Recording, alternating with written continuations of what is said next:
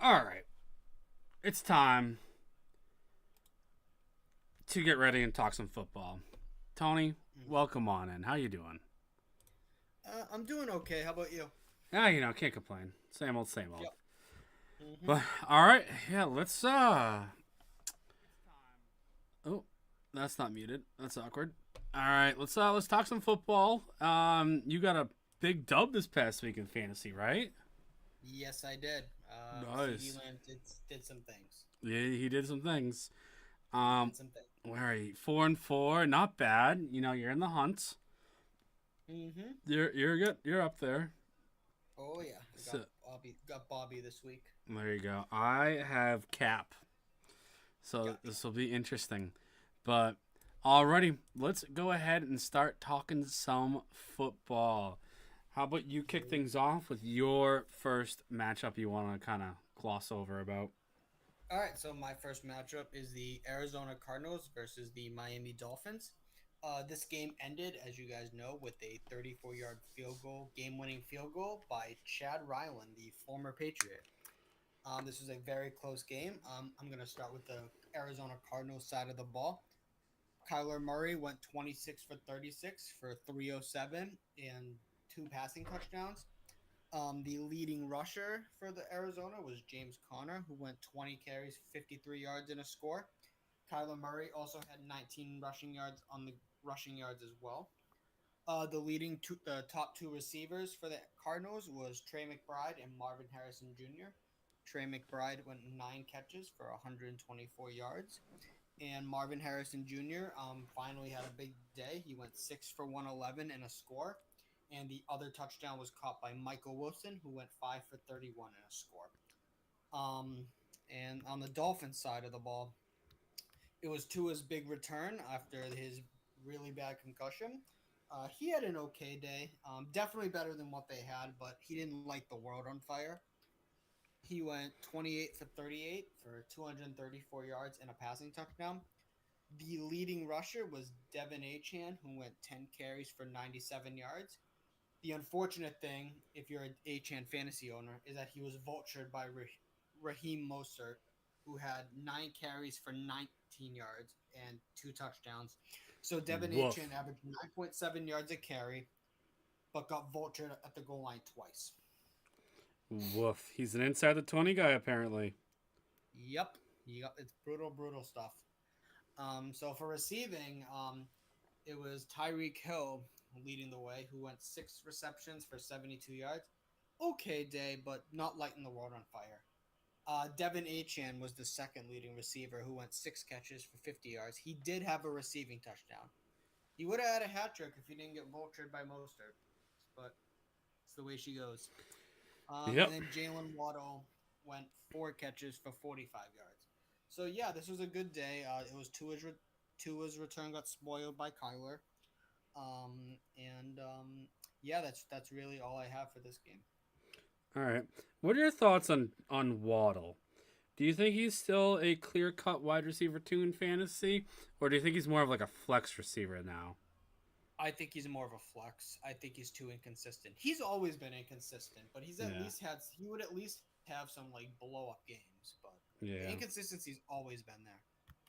No, it has. As a former owner of Waddle, he has been very inconsistent. So that's why I had to ask you that question. Mm-hmm. Yep. Alrighty. So my first game I want to talk about is the Saints at Chargers. So kind of a lopsided game if you check the box score. Chargers beat the Saints 26-8. Saints, they really have no answer at quarterback. They just pray and Derek Carr comes back because Spencer Rattler was 12 for 24 with a buck 56, and Jake Hayner was 9 for 17 for a buck 22. No Mm-hmm. touchdowns. Yep. Um, Alvin Kamara was, I don't even want to say the big rusher because he really wasn't. He had 10 carries for 67 yards, which, 6.7 a tote's not terrible, but only 67 yards. Mm-hmm. Then Taysom Hill had 20 rushing yards as well. Kendrick Miller had 16 rushing yards. Receiving wise, you had Olave had a pretty good day, 8 for 107. As a fantasy owner, you can definitely be happy with that, I would assume. Would you be, Tony? Hmm. Yeah, it's not bad. And then Kamara, he did have a pretty good receiving mark as well. He had 6 catches for 55 yards. Then you had Jawan Johnson, 3 for 48, and Bub Means had a 36-yard catch. Um, yeah, safety and 2 field goals is what the Saints scored. So, but if you're a Blake Karupi owner, yeah, you kind of hit projection. Hmm. And if you were a Saints defense, you had 3 sacks, 3.5, no, 3 sacks and a safety. So you probably ended the day with like 4 or 5 points. So you probably weren't too thrilled about it. Chargers side, Herbert, 279, 2 passing touchdowns, not too bad. J.K. Hmm. Dobbins had 57 rushing yards and a touchdown. Kamani Vidal, 6 carries, 16 yards. He's getting more and more snaps. So Yeah. I think in a couple of weeks he might have a more legit role. So in bigger leagues like a 14 man, I would stash him. That's what I'm doing. A little biased, but that's my opinion. Receiving wise, the big one of the day is our Lord McConkey. 6 catches, 111 yards, and 2 touchdowns. Absolute Hmm. explosion. Josh Palmer caught 2 balls for 72 yards. Will Disley, Jalen Rager, J.K. Dobbins also had a handful of catches, 41, 35, and 11 receiving yards out of J.K. Um, Hmm. the Chargers defense, they had 5 sacks, only let up 8 points. So they had a pretty decent day. That's like what? Um, they let up 5 points. That's they're like and Probably 12 to yeah, 12 fantasy yeah, points. double digit points. You can definitely be happy with that. If you were to have stuck him in, you were probably happy having Chargers defense. Hmm. So, but yeah, that's pretty much what I got on my first game. Tony, if you want to talk about your second game. Sure. My second game is the 49ers versus the Cowboys. So this was a kind of lopsided, but Dallas made a comeback attempt, which fell short. Going into the fourth quarter, the Niners were up 17 points until this receiver named CeeDee Lamb decided to wake up and go absolutely bonkers in the fourth quarter. He caught a 7 yard pass from Dak with 7 minutes left in the fourth, and then he caught a 20 yard pass from Dak, which he was wide open. He was actually wide open on both plays, but he cooked in the fourth quarter and almost led the Dallas comeback. But this game ended 30-24 with the Niners winning. So let's go to the Niners side of the ball. Start that off. Brock Purdy went 18 for 26, 260 yards, and a passing touchdown. Jordan Mason got injured in this game, so Isaac Guerrero was the leading back. He went 14 carries for 85 yards and a touchdown. And then Brock Purdy was second in rushing. He went 8 carries for 56 yards. He also had a rushing touchdown. If you look at the receivers, George Kittle, who won our friends some money, a Oh, lot of money. He went some money, six, Tony. Some money. a lot of money. Yeah, One of them won 5 figures. yeah, 5 figures. Good for. We're very happy for our Oh, I friend. am. I showed everyone at work that when everyone was like, Hmm. "No way, dude, why are you here?" I was like, "It wasn't me. It was my friend." I was like, I was like, I'm so happy for him. But also at the same time, he didn't tell me about this parlay until 1:30. Like, I was like, I didn't know about it until after the game started. I would have tailed it, but Yeah. whatever. I'm glad he absolutely cooked. Oh yeah. It was a wonderful thing. Oh yeah. But like back to it, George Kittle, he went 6 for 128 and a touchdown. Debo Samuel went four catches for 71 yards. And then the Brandon Ayuk replacement, Ricky Pearsall, went 4 catches for 38 yards. Really, that's For the it. Niners, just yeah. I He feel. also Ricky Pearsall had a 39-yard rush too. Oh, okay. Yeah, yeah, that makes sense now. I was like, I Yep, thought he did more. He had one carry for 39 yards. Okay. Keep here. Yeah, that's the Niners side of the ball. Let's go to the Cowboys side of the ball. Dak Prescott went um 25 for 38 for 243 yards, two touchdowns, and two interceptions. He's reminding me a lot like Blake Bortles. He's been a garbage time king this year. He's just doesn't do much all game, and then fourth quarter he just goes off and they end up losing. He's been a garbage. Dak Prescott has been a garbage time king this year. Let's do for the rushing for the Cowboys. We have Ezekiel Elliott went 10 for 34 and a touchdown, and then Dalvin Cook went 6 for 12, 6 carries for 12 yards. Dallas's rushing attack has not gotten any better at all. Nope. But for the receiving, CD Lamb went 13 for 146 and two.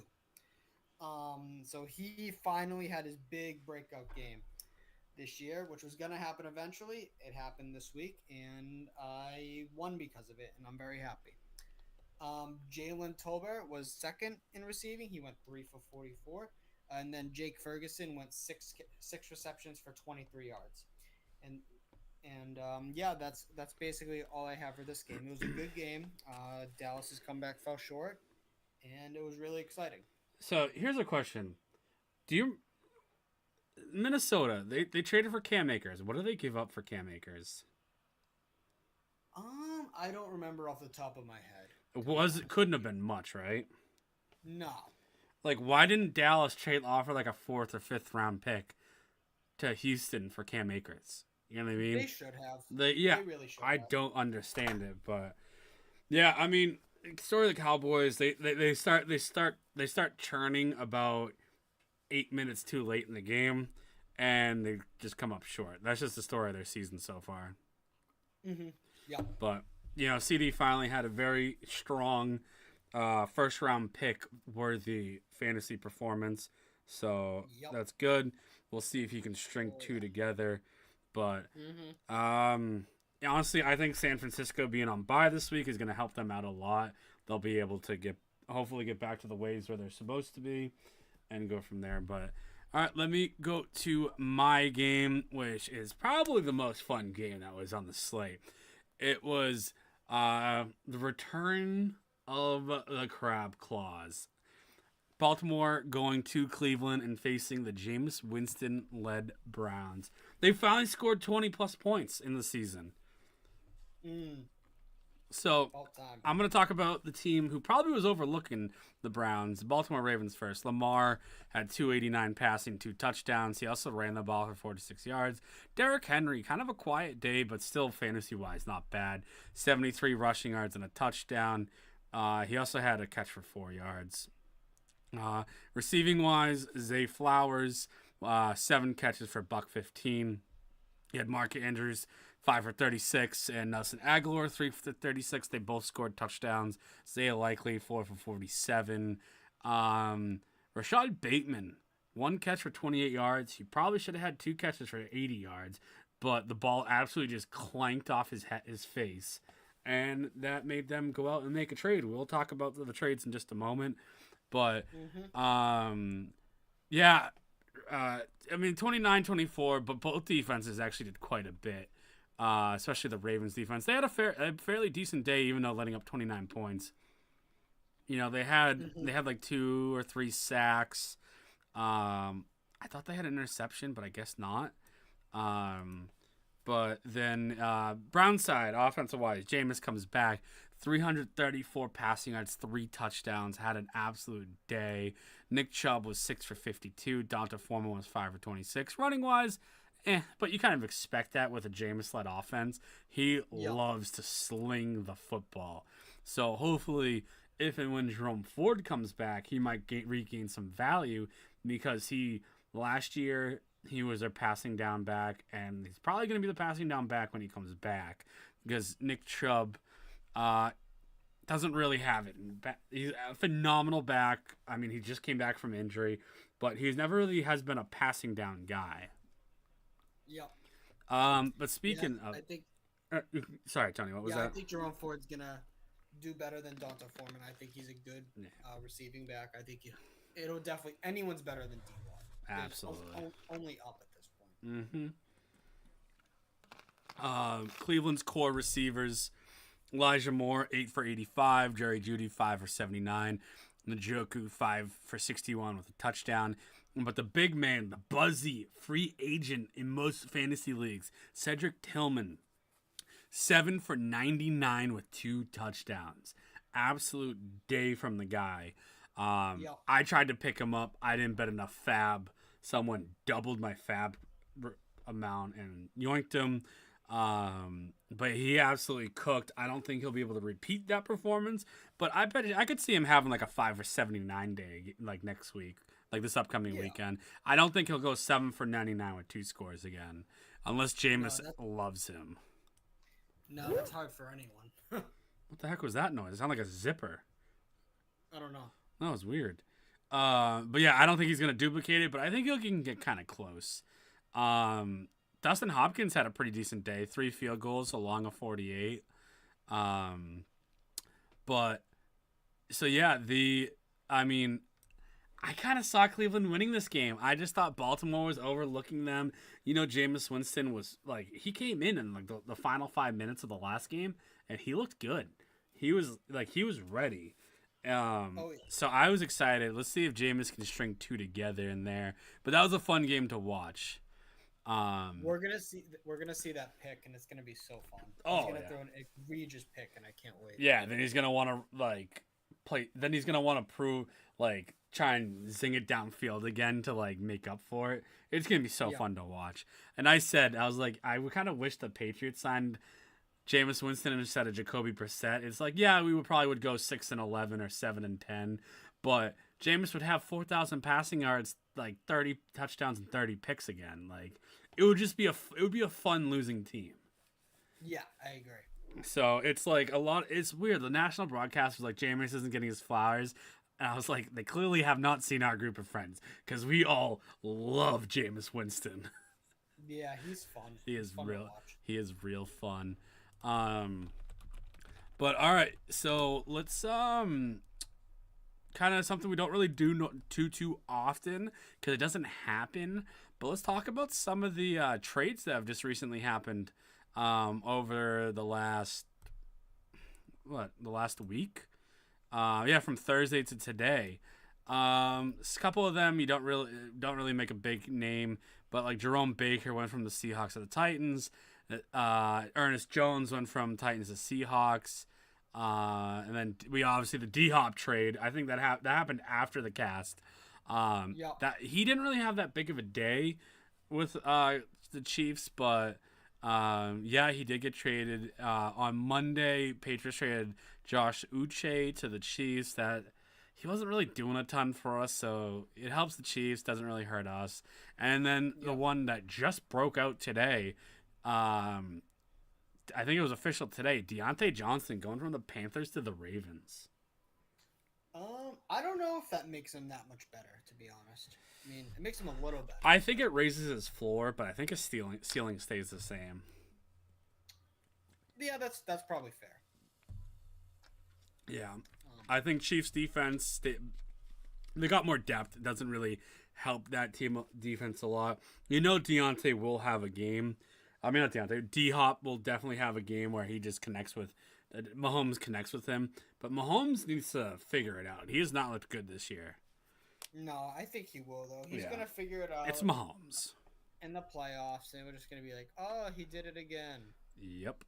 But yeah, so I just kind of want to quickly touch on that, because the D-Hop and Deontay trades were notable trades for fantasy owners. So it's just something I wanted to kind of touch upon quickly.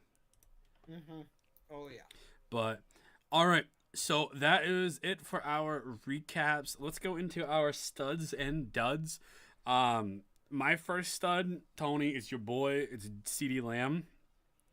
13 for 146 and 2 touchdowns. That is a baller performance, so I had to give him his flowers. Oh yeah.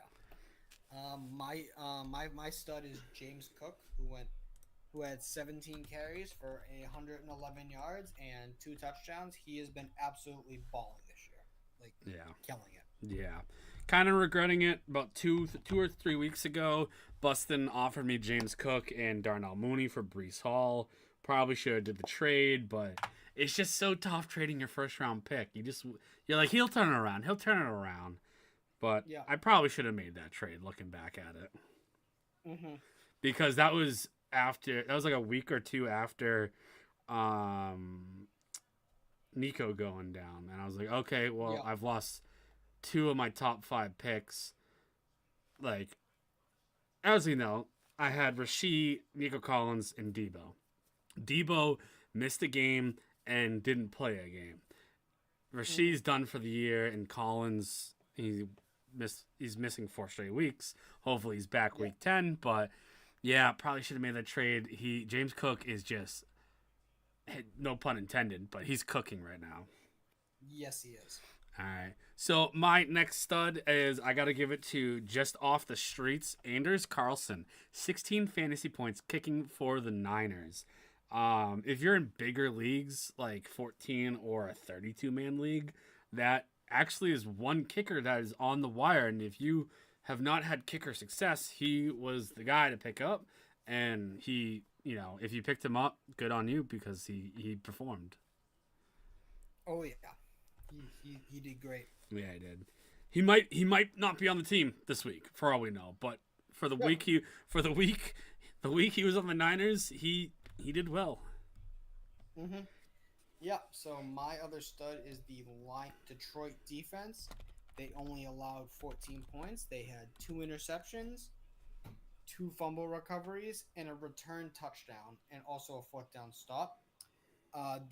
Detroit's just firing on all cylinders, and offense and defense. That offense put up 52 points, but Detroit's defense also killed it. They're also been just as good as the offense. Getting 18 fantasy points, just killing it. Oh yeah, that was a defense. You're like, yeah, they'll do good. I don't know if I should pick them up, but like, if you drafted them or picked them up after week 1 or 2. Like, you're like, I'm set with, or like even after their bye of like week 5, you're like, I'm good. Like, they're the defense. Like, you ride them even like against good teams. Like, you're like, just ride them because you know they're gonna do well. Oh yeah. So for sure. Yeah, and then my dud of the week. It's not really his fault. It is a Lion. It's Amon-Ra St. Brown. I mean, the game was over before it even started, but Amon-Ra only had 2 catches for 7 yards and a touchdown. So, it's just like, he had 7.7 fantasy points. It's like, yeah, I know the game was over before it even started, so you can't really fault the man. But like, as probably your first or second player you draft, you kind of want to hope to get more than 7.5 points. Yeah, definitely. Yeah, it's definitely crushing when a high pick does that. Yeah, absolutely. And it's like, it's not to his fault. The game was like, they had a 30-point lead at halftime. It's like, you weren't expecting him to play much more. So it's just like, okay, well, that's that. Yep. My dud of the week, no DK Metcalf, and it's Tyler Lockett. With no DK Metcalf playing, he had 1 catch for 9 yards. I expected a lot more out of him with with Metcalf being out. He's my dud of the week significantly. 1 catch. Yeah. Like, dude. Awful. Yeah, no, awful stuff. I 100% agree with you on that. You would expect at least like 4 or 5 catches out of him. Oh yeah. Definitely. I mean, I get it, he's older, but he should have done a little better than what he did. It's absurd, only 1 catch for 9 yards. If you're like the guy, it's absurd. All right, so let's move a little forward to our week 9 bold predictions of the week. We got a pretty good slate. I'm just going to quickly blow through all the matchups, and then I will give you my bold prediction.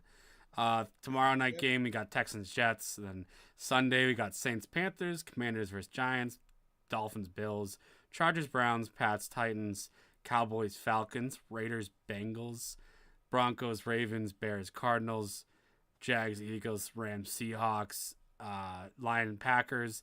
The Sunday night's Colts-Vikings, and the Monday night is Buccaneers and Chiefs. My bold prediction for this week is Tua and the Dolphins don't show up, and the Bills kind of handle this game relatively easily. It's in Buffalo. Um, it was freezing rain in Buffalo this past weekend. It's getting that time of the year where Buffalo is going to be really cold, some interesting weather. I don't think Tua and the Dolphins are going to be game for this Sunday game. I mean, it is at 1 o'clock, so the sun might be out or whatever, but it's starting to get colder. I think Tua and them are not going to be ready, and they're going to fall flat in Buffalo. I mean, he fell flat against Buffalo last time. You think he's gonna do it again? Yeah, I kind of think so. It's just like Brady in Miami. Brady had a losing record in Miami. It's like everyone has that one thing, and I think Tua in colder/cold weather, I think that's Tua's thing, one of his things. I just think they don't show up. I think they might have to get tricky with the playbook and to have a fighting chance, but yeah, I just think they fall short. My bold prediction is the Eagles have a good matchup against the Jaguars. AJ Brown has not had a multiple touchdown game yet. I think he's due this week. I think he scores twice. Ooh, that is a good bold prediction. I think he scores twice. I think he's gonna go absolutely off. All right. I respect it.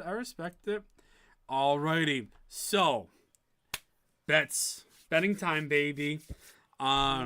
So last week we went 1 for 3 between our bets and 1 for 4 between our bets and our parlays.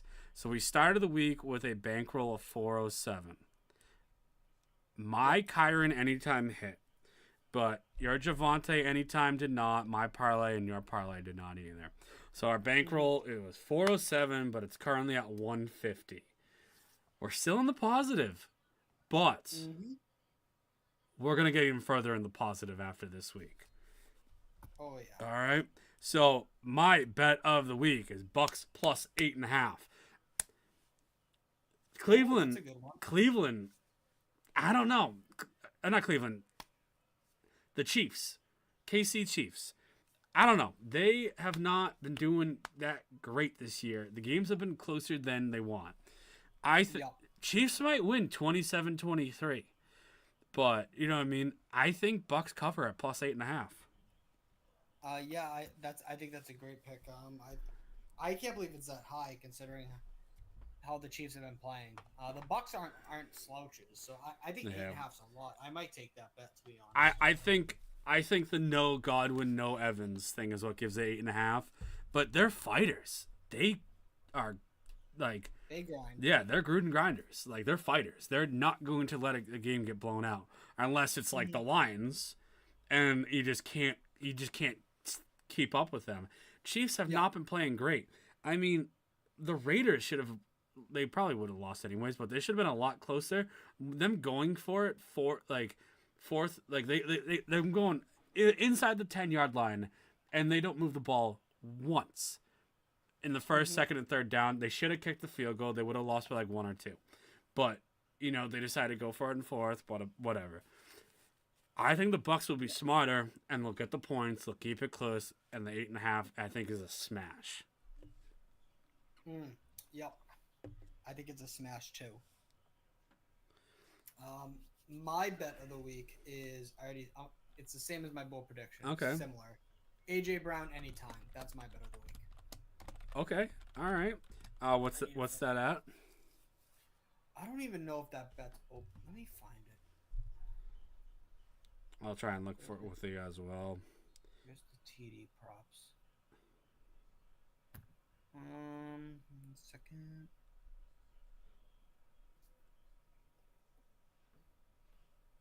Where is it? There's no. Oh, I found. No, that's not it. What the hell is it? AJ Brown receiving yards. Oh, it's receiving props. It's probably gonna be like AJ Brown anytime score. You see. So this thing says plus 145, which I think is crazy. Um, which they say that's the DraftKings. Interesting. So, yep. Yeah, it's also that's interesting. They don't really have the scores, but like I get that it's Wednesday, but all right. So I'll go what plus 145. You said. Yep. All That's right, what. I'll go back and double check, but later this week. But I mean, if it is plus money, like plus 145, that's a pretty damn good bet to go for. Oh yeah, I agree. All right. Mine. I was having a real hard time trying to find a parlay that I really liked, so I kind of went. I kind of went real conservative with my parlay. I hate to say it, but it is a conservative one. It's a pretty low one. There's just been so much going on in the league in the NFL this year. But my parlay is I got Texans money line against the Jets. Is it against the Jets? I believe so. Yeah, it's Texans. Yep, it Texans is. at the Yes. Jets. First leg is Texans money line at plus 105, Mm-hmm. and then I have Bills money line at minus 265, and then I got Lions money line at minus 175 for a parlay total of plus 343. I know it's not the greatest one, but I think that is a short lock bet to hit. Mm-hmm. Well, That's sure not lock bad. parlay. Oh yeah, mine's a little higher. All right, all right. So The higher the mine better. is. Oh yeah. So mine is AJ Brown 80 plus receiving yards. Jamar Chase 80 plus receiving yards, and Joe Burrow 300 plus passing yards. He's playing the Raiders. So for each one, AJ Brown receiving yards 80 plus is minus 110. Jamar Chase 80 plus receiving yards is minus 135. And then Joe Burrow 300 plus passing yards is plus 225. 300 And plus, you said? The Burrow it's 300 plus 225 for Burrow. Okay. And the 3-pick parlay is plus 682. That is really good. I like that a lot. Yep. I'm just going to fix this up a little bit. Yeah, I mean, the AJ Brown. So who are they facing? The Eagles again. Jags. The Jags. Yeah, I could definitely see that. And if Jamar is getting 80 plus, there's a good chance Joe Burrow is getting close. I think Joe Burrow 300 plus is the one that you're going to need to worry about the most. Believe it or not, but I do like it. I do think it is very attainable, especially against the Raiders. You just gotta hope that Max Crosby doesn't have a day. Yeah, I think if Joe and Jamar connect a few times, I think he's gonna hit 300 pretty easily. It's the highest odds out of all of them, so it's definitely gonna be the hardest. No, absolutely. But yeah, no, that is a good 3-leg parlay. I really like that. If you bet that, I'll probably actually tail it. Mm-hmm. Yep. But all right, let's go into as what we normally do our matchups this week. Let's do it. I'll take a look at yours. You can take a look at mine. And we will go from there. Obviously, it is subject to change because of potential injuries. People just haven't set their lineups yet, et cetera, et cetera. But I will go first into your matchup and go over that. All right, do it. For starters, you have Kyler Murray. Your opponent has Jalen Hurts. Jalen Hurts is going against Jacksonville. Kyler's going up against Chicago. Seeing what Chicago kind of did to Jaden Daniels, I actually got to lean Jalen Hurts on this one. Yeah, I think, yeah. Yeah, so, I mean, Kyler could still have he's home, so he could have a pretty decent day. But Chicago D is actually outside of the last play of the game, which stunned me. Like, that was actually a good game, good night. Hail Mary, arguably play of the year. Definitely. Yeah, it's gonna be if it's not, it's top 3 play of the year. The only reason why I'm not hammering it is because we're only halfway through. You don't know what can happen in the second half of the season. Absolutely. But yeah, I gotta go Jalen on this one. Wide receivers: Amon-Ra and Cedric Tillman. For your opponent, you got CD and Olave. New Orleans is facing Carolina. Dallas is facing Atlanta. Detroit's got Green Bay, and Cleveland's got the Chargers. Um, Tillman's such a question mark. I gotta lean CD and Olave on this one. Yeah, that's fair. Your opponent's got Josh Jacobs and Chuba Hubbard, and you got Kamara and Kenneth Walker. I gotta go with your running backs just because Josh Jacobs has got against Detroit, and who knows with Chuba Hubbard. And if the Brooks kid plays, Chuba's role could get decreased. Yeah. Is he gonna play? Is he expected to play? He was practicing last week, and so Oh. he could come back this weekend.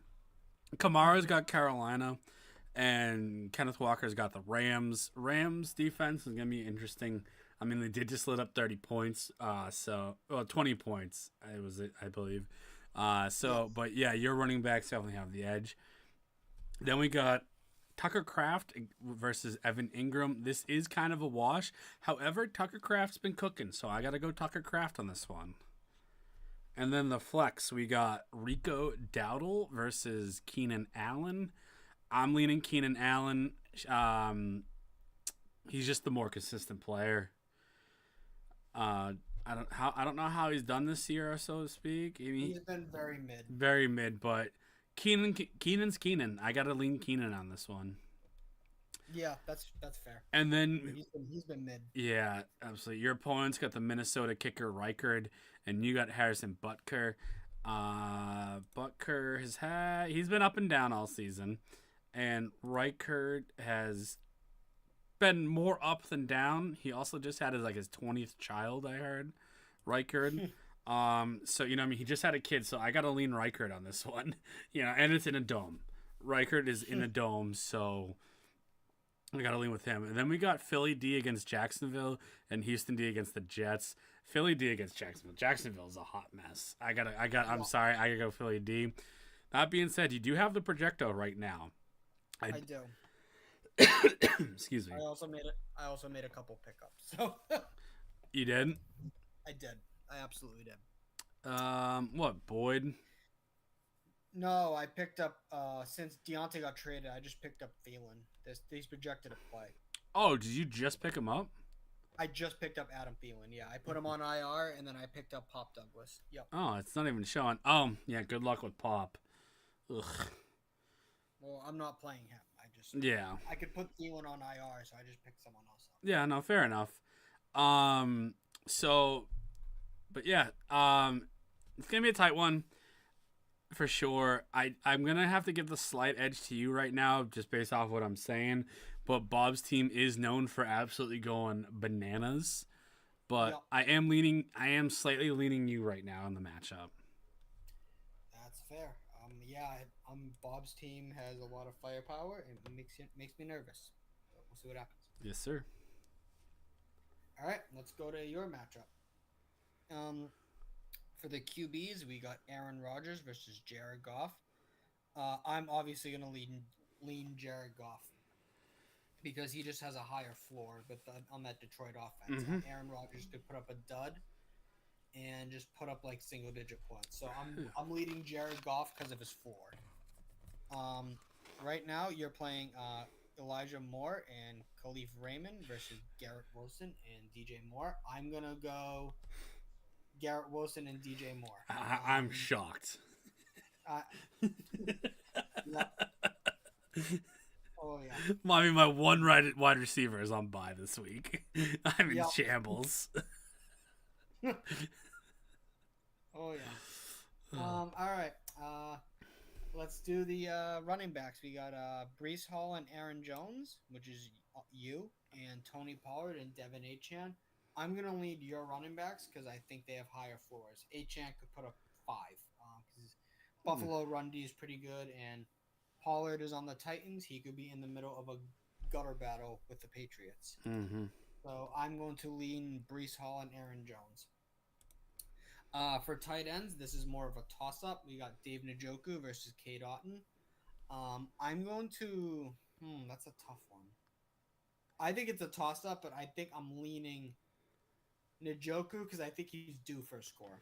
I think he's due. I mean, he scored last week, but yeah, I think he did? I didn't know that. Yeah, he did score. That was the first leg of Morris's big parlay. Um, Oh, I think he scored in 2 straight weeks actually.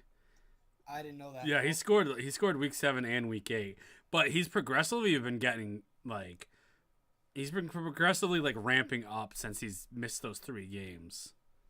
mm-hmm. So Yeah. Well, I was wrong about that. All right. Well, sorry, we got didn't the. mean to gaslight It's you right fine. there, but It's fine. It's fine. It's all good.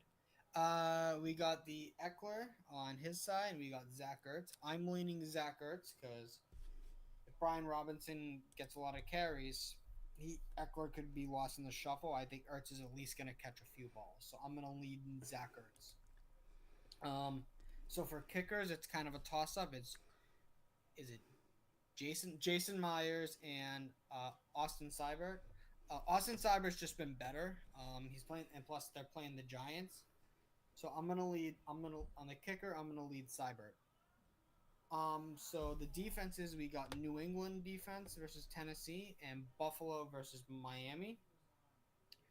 I think the Patriots Titans game is gonna be a gutter battle. So I'm gonna slightly lean the Patriots because Tua and Tyreek could strike. They haven't really struck since week 1, yeah. so I think they could easily. So I'm gonna lean Patriots defense because Tennessee is also a dumpster fire. All right, fair enough. But I think Cap is a slight favorite. Yeah, yeah. My team's just in shambles right now, so I don't. I I don't second guess your opinion. Yep. It makes sense. Mm-hmm. Yep. I mean, but if you look at it, both of my wide receivers are literally projected less than one of his. Yeah, it's brutal stuff. Yeah, I'm just got Nico. Hopefully next week. I mean, I'll get Debo back. I'll hopefully have Nico back. Jerome Ford and Dallas Goddard hopefully will be back. I'm just trying, in this 4 week stretch that I have Yeah. since lost Nico Collins. Technically, let's just say 5 weeks because he left in the first quarter. I'm just trying to go 2-3 or 3-2, and I want to say I'm on par for that because I lost last week. I won the week before. I lost the week before that. I lost the week before that, and then I won the week that he went down. So Yep. I'm 2-2 right now, and this will be the 5th week. So we'll see what happens. Mm-hmm. But Absolutely. yeah, so it should be another fun week. I'm interested to see if and where we'll go to watch the game since Morris will not be able to host Mm-hmm. Sunday, but it will be interesting for sure. Yes, it will. But yeah, I think that is a really, really good stopping point right now. Mm-hmm. Yeah, you got any last things to say about football? I think it's gonna be a really good week. I think me and Bobby's matchup could really pop off. Yeah. Two volatile teams. So I think it's gonna be really interesting. Yeah, I mean, I agree with you on that one. Volatile teams for sure. Yeah, I've Um, always had volatile teams yeah, throughout my history here. It's just the way she goes. yeah. I've either had, I mean, for the most part, I've had pretty stable teams, with the exception of a couple years ago when I lost 9 of my first 10 picks, Mm-hmm. and this year has been interesting. Unfortunately, 5-3, but I have dealt with a slew of injuries that I've been trying to just fight off.